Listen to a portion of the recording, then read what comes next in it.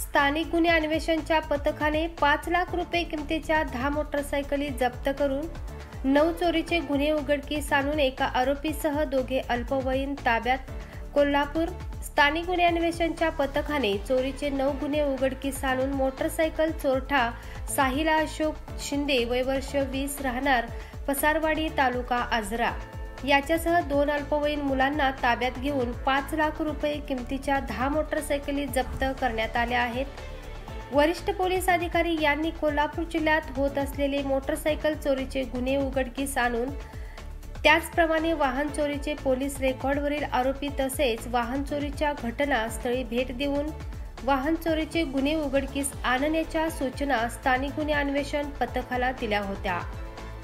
या अनुषंगाने तपास पथके तयार करून वाहन चोरीचा तपास चालू केला असता सदर पथकाने वाहन चोरीच्या घटनास्थळी भेट देऊन गुन्ह्यात घडलेल्या ठिकाणापासून सीसीटीव्ही फुटेज आणि तांत्रिक माहितीच्या आधारे पोलीस करीत असताना 2 तरुण चोरीतील यामाहा मोटरसायकल घेऊन गडिंग्लज येथील MR चौक येथे येणार असल्याची माहिती पोलीस निरीक्षक रवींद्र कळमकर यांना माहिती मिळाली.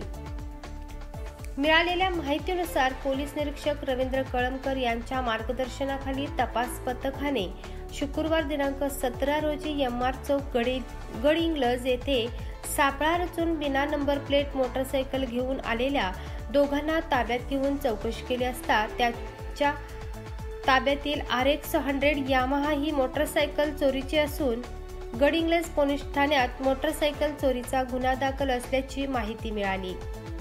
त्यांनी नावे पत्ता विचारले असता ते अल्पवयीन असल्याचे समजले. त्यांच्याकडे अधिक चौकशी केली असता त्यांनी कोल्हापूर जिल्ह्यातून ग्रामीण भागातून मोटरसायकल चोरल्याची कबुली देत त्या चोरलेल्या मोटरसायकली विक्री करण्यासाठी आपला साथीदार साहिल शिंदे यांच्याकडे दिल्याची माहिती पोलिसांनी दिली. पोलिसांनी साहिल शिंदे याला ताब्यात घेऊन त्याच्याकडील 9 मोटरसायकली जप्त करण्यात आल्या. 2 अल्पवयीन व साहिल शिंदे याच्याकडून 5 लाख रुपये किमतीच्या 9 मोटरसायकलींसह गुन्ह्यात वापरलेली 1 मोटरसायकल असा 10 मोटरसायकली जप्त केल्या असून त्यांच्याकडून गडिंग्लज येथे 5, आजरा येथे 2, मुरगुड आणि नेसरी पोलीस ठाण्यात प्रत्येकी 1 आणि गुन्ह्यात वापरलेली 1 अशा 10 मोटरसायकली जप्त करण्यात आल्या आहेत.